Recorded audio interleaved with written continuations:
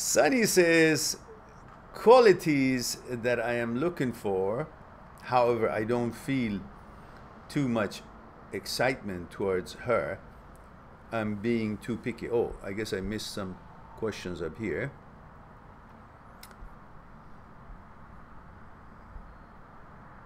Sunny says, hi Mehran, male 30, Ontario. Oh my goodness, Ontario, jubilation, Canadian.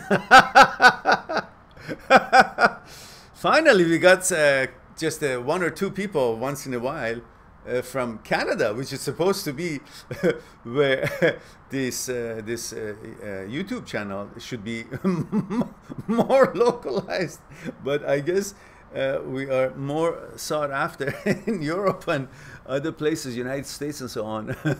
But anyhow, glad that we see a fellow Canadian here as well. Says, hi Mehran, male 30, Ontario. My question is, how do I know the difference between if I am being too picky or settling when I meet a girl? I'm currently dating a girl that has all the great qualities. Yeah, okay, but what are those great qualities that you think they're great qualities? In other words, on what basis you think those qualities are great? Perhaps you have other additions here. It says, qualities that I'm looking for. However, I don't feel too much excitement towards her. Am I being too picky? Now, what kind of excitement?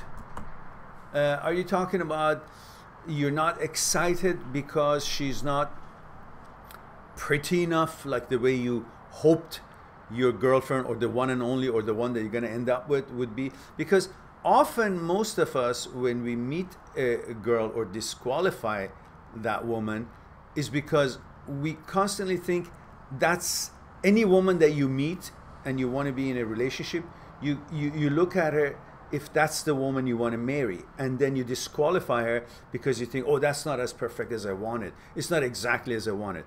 But if you just stop having an agenda and just focus on who she is, what this relationship quality could be, and then you explore that as it is without having a preconception, a blueprint in your mind that this person that doesn't fit into it, and disqualifying the whole possibility of this relationship, which could have turned out to be perfect. Why? Because most of the qualities that you're looking for is not visible. And if you're focusing and deciding on if this girl is right or wrong based on even not quite knowing that you're doing this, based on how she looks and all the physical qualities, that from that you derive the other qualities that you're hoping she would have, but you base if she has those qualities that you're looking for or not on how physically she looks, and you take your clues and cues from her physical appearance, and then you translate it for yourself into the stuff that you're looking in her, which are not physical. So you're getting all your clues, if she has all the non-physical characteristics that you're looking for, from her physical characteristics. You're communicating with her physically, you're hoping to arrive to a non-physical information that you're looking for. Is that why you think you're not that excited? Because she's not pretty enough or doesn't meet your physical requirements, and that hence makes you think that she's not meeting your non-physical requirements, which is the most important one, pretty much, or very important anyhow. And you're disqualifying her because of that. You think you're not excited about her character or something about her, but really you're not physically excited as you expected it to be with the one that you want to end up, because that's how probably that's the lens you've got on. You're looking at her as a candidate for someone that you want to go all out and be in love and so on, and think that's the perfect one, which would bring you that level of accomplishment. So are you thinking she's not? Let's see what else you have. Sonny says, she's attractive to me, and has her life in order and treats me well, it may be a case of not wanting to be part of a club that accepts me, as you always said. Oh, so you've been participating in some of our live talks, which I didn't remember your name. Well, I'm glad that you did. Yeah, it could be very much, because it is like trying to climb a mountain with a bunch of friends, and you go through lots of things through the path. Eventually you get up there, let's say a difficult hike, you get up there, and then with all that excitement that you have through the way to the summit, when you get to the summit, a few seconds later you say, now what? Wasn't a big deal. Because the excitement is on the way to achieve something. But when you achieve it, you forget about all the excitement that it could have had maybe, or it had through the path that it took you to get to that destination. In other words, in translating it to your relationship, now that she's so nice to you, now that she's attractive, she's got her life together, which are part of the criteria that you've always been looking for. But now that you've attained them and you have them, they're so easily been handed to you on silver platter in a way, because she hasn't made a fuss. You didn't have to go through hell and heaven to get her, to get exactly the same thing that you're having now. But you're not appreciating it because you didn't have that difficulty of negotiating that terrain to get to her. It was all perfect. Like, she's all good, she's kind, attentive, educated, she has a good lifestyle, she's pretty, but it was also easy for you to get it. Now that you got it, you're not treating it with the respect that it deserves as something that you always wanted, because you have it now. Often people try to give value to the things that they don't have. But when they have it, it's the same thing that they didn't have and they wanted it. But now that they have it, it loses interest. Why? Because you always have this condition to think, I want more. It's not enough. But the more that you want in a relationship should be based on the non-physical parts, that is an ocean of opportunities by itself. Getting to know each other's consciousnesses. Helping and cooperating in dealing with challenges in life. Life has got lots of shit that's going to come to you, and you need someone who can be steady at the helm in the ship that you're trying to negotiate the oceans and the waves with. So for that, you need to bond and know about each other's consciousness a lot, which is that's where the connection really takes place, and the vast surprises and excitements and the challenges and harmony that you're looking for is there. But the physical entity part that you connect your relationship with, its connection is so limited, because what? The enjoyment, the pleasure that you get physically is eventually going to be known pretty much all about it. You meet, you hold hands, you hug, you kiss, you touch, you make love, and make love in different ways. And eventually, where else is it gonna go? And that's where the couples think there's something wrong with the relationship, because they can't further that physical excitement anymore, because there is every physical relationship that you may think of will have its end. You can't go further than certain levels, because there's nothing more in there. After you learn how many different ways you can make love to each other, then what then? So eventually there's an end to that pleasure, or that unknown, or that excitement that you will receive through physical interaction. In every kinds of a woman that you will meet, every kind of girlfriend that you may end up with. And that's when people think, well, our relationship is not working anymore. and they change. The girl goes to another guy and the guy goes to another girl, and they think it will be different. But when, again, it will get to the same point, the physical excitement always runs out, unless you have opened the world of excitement which exists in your consciousnesses, in the way to know each other, in the way to interact, communicate, face challenges, find solutions, and become a swimmer in each other's oceans.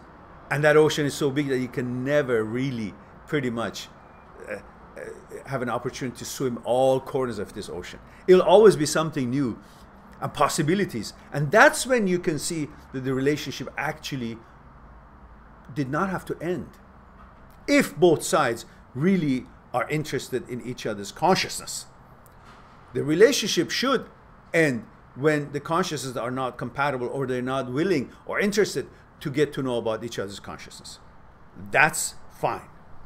But if it's ended because you have arrived to that level of plateau of the physical pleasure and physical compatibility, or physical knowledge about each other's, how you do things and you interact with each other physically, well, when you come to the end of that, then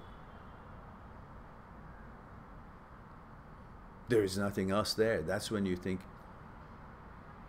what else is there? You start questioning the relationship instead of questioning, how far do you know her? Do you know her at all? You never ask, because what you think you know her and how you go about knowing her and her knowing you, the two couples, whatever your relationship is all through physical connection.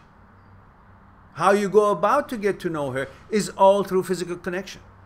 And that's why, perhaps, I'm not sure, that's why many girls constantly go buy this and buy that and buy this and this earring and that bracelet and this shoes and that handbag and that dress, because they're under the pressure and they don't know how to expand this relationship. They want to look more. The only way they think they can look more and be more is by getting this moreness from things, products, physical things again.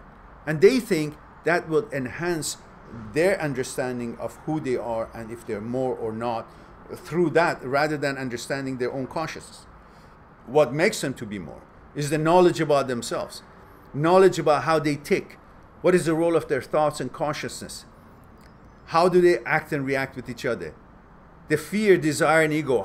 What is the role of that those things in their being, in how they act, how they function, how they feel, how they can elevate themselves, how they see the world, how they negotiate life.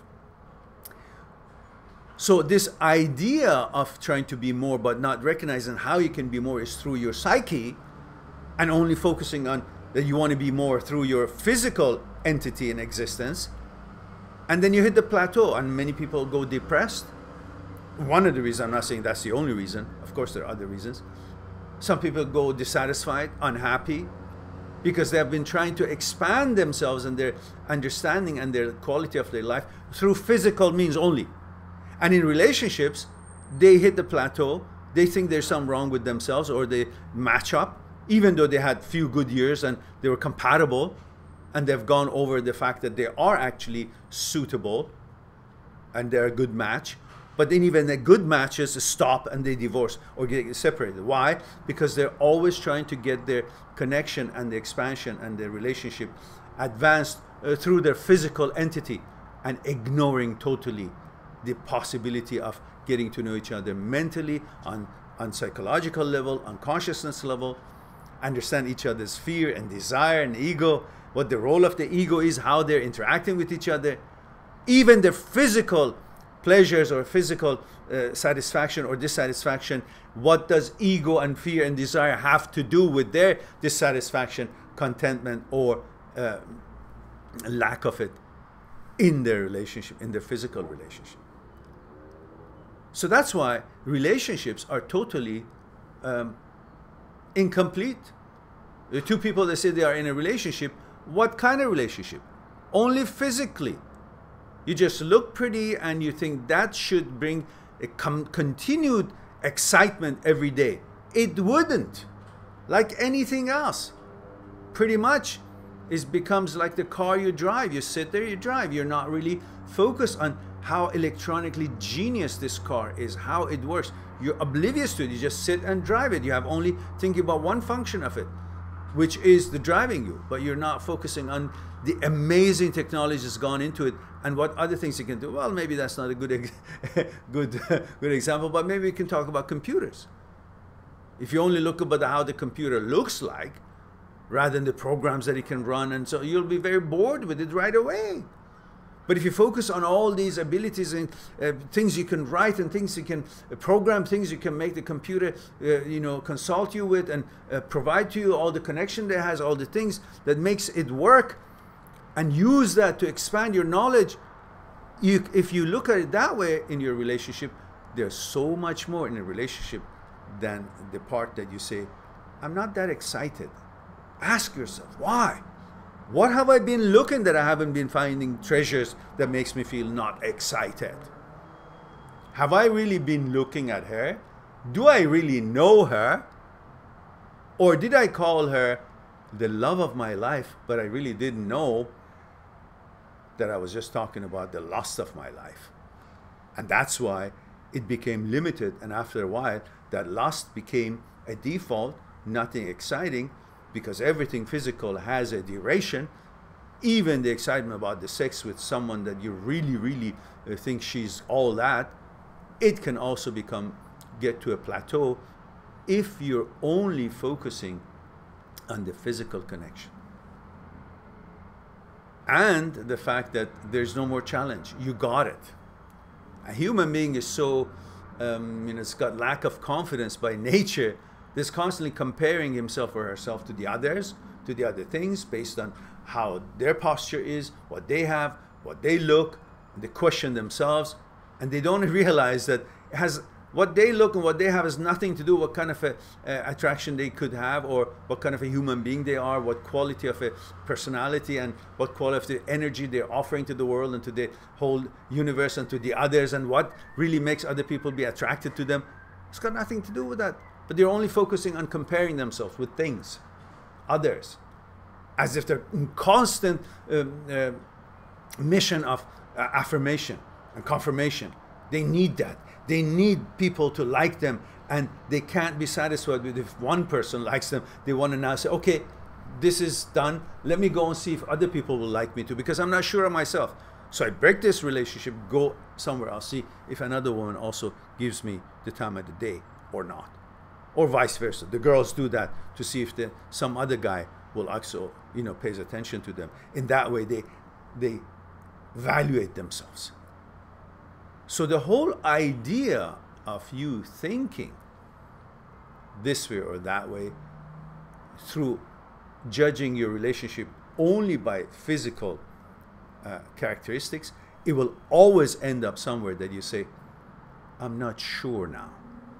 Both men and women, they get to the point, because their lack of understanding of how they're made and how their partner is made, and they never try to actually explore to learn each other thoroughly, they think that's the end of who the other one is or who they are.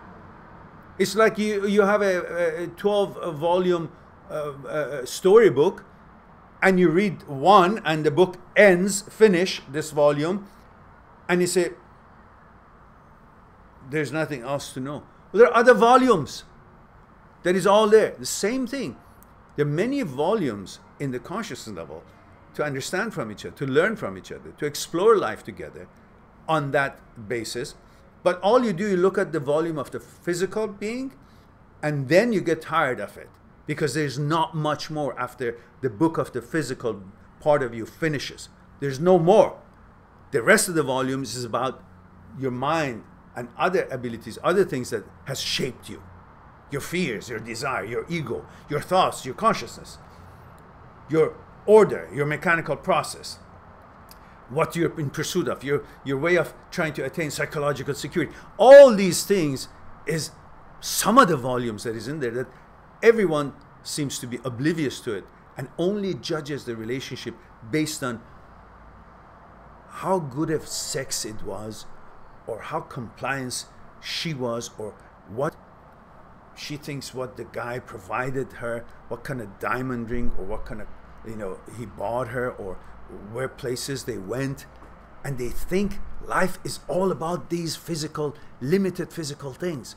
And that's why their relationship seems limited. Because they're looking at it, gauging it, and pricing it, and valuing it by physical things which are all limited. Therefore, their value of their partner becomes to an end, a limited end, a limited point. But if they see the unlimited part of the partner, which is the invisible part of the iceberg that we just talked about, then the valuation of that girl or that guy, whatever your relationship is, becomes something that continuously can grow. And then you will not think, oh, you got to the end of the volume 12, and now there is nothing more. You'll never get there. The volumes will continue. That's how human mind and human existence is. But nobody really explores it, do they? You just try to get your cues, clues, and answers of all these, that what makes a human being to be the entity that they are, through your limited physical, visible and physical experiences. The physical pleasures. How pretty she is, what she wears, where you guys go, how you have sex, how many times, did she come, did she not come? The whole question is, can I make her come? Am I the best? All about physical. Your questions, you're trying to look for answers, all physical places in your relationship. I am telling you, trying to suggest to you, don't listen to me, see it inwardly, feel it if what I'm saying is true or not, and is it warranted to go further in seeing what is the characteristics of the woman that you're with, how far, how deep that is. Is it an ocean, or is it just finished by the time you got to the shore, beginning of the ocean water? Just tip your toes in and say, okay, it's too deep now, that's it, that's the end of it, I'll go out. But if you're prepared how to swim, you could explore further in that ocean of the consciousness of your woman or your man. And you will get to know so many wonderful places that you can go in this relationship, rather than just sitting and wondering. Because your ability is limited in a physical part of the relationship, you think the relationship is not good enough, or is ended, or can't go any further. It's like saying you're playing chess and your abilities to play chess is only knowing few openings. The King's Gambit, or the Queen's Gambit, or the English opening, or Sicilian.